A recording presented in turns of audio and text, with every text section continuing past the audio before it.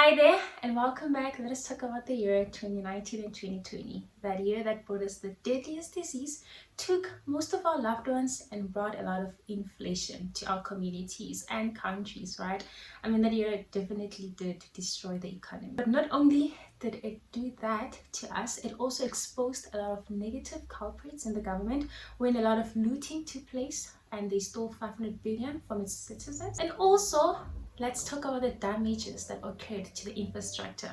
Can we just talk about the looting that took place to the railway station, the cable thefts, everything, they left it almost unusable. And definitely it did affect a lot of people who used to use it as a transportation medium within Gauteng, because obviously it was the most affordable system to use. Only if you knew how to use it. Some of us ended up using it for free. I'm not proud about it, but I can explain myself. Story time. So I used to use the train around the year 2019, and I used to use it for free, and I'll explain how.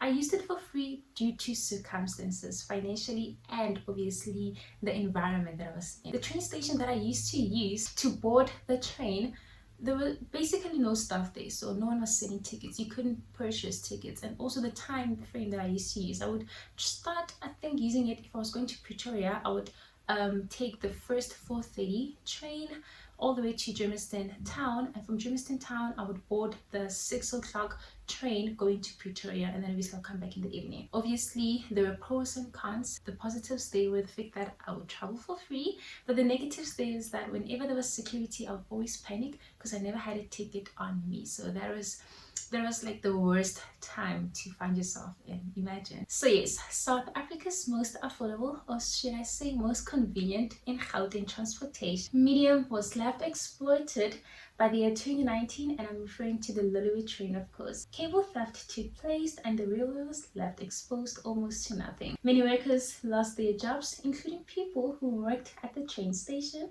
controlling the rails. People who were sitting in the train station are those who used to use the train as a transportation medium to move from one town to another in order to go and sell and make a living for themselves. Now, finally, Minister of Transportation Ufikile went onto Twitter to boast about the Blue Train's work, if I'm not mistaken, right?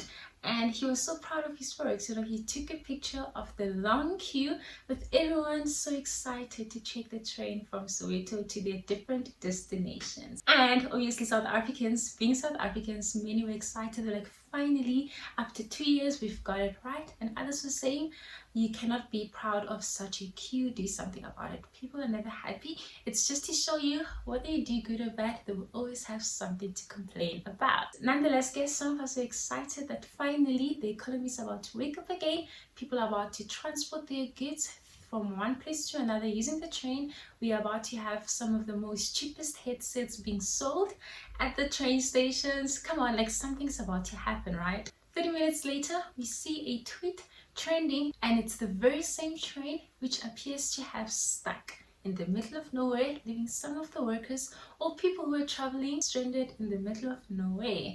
I mean, that's a typical train. One can look at it in different ways. Usually trains use one form of railway path to travel from one point to another and have to give each other chances, right? I used to experience it myself. The train would stop in the middle of nowhere for like 5 minutes, only for another train to pass by, and then ours would continue to journey on its path. So that could be one of the reasons why it got stuck, right? Number one, path, journey, they're probably sharing one rail at that particular spot. Number two, load shedding. This is typical South Africa. That's bound to happen. Electricity is about to cut at any point, right? Those are our power cartridges. Some of the problems we're experiencing here in the country. And thirdly, it could have been a power trap. Something could have happened within the electrical cables that can be resolved as soon as possible.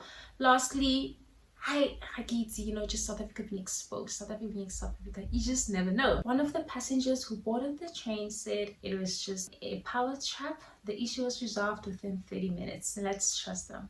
Hopefully they are being honest with us. You never know, right? One thing using a train that personally taught me, it's patience, compassion, and kindness, because when you board the train, you meet different personalities. You come across different people from different walks of life within South Africa with different challenges. So definitely that makes you more relatable, and it helps you to just be able to be more kinder to the next person, because you can see there's a lot of struggle that goes through the train, there's a lot of hassle that goes there.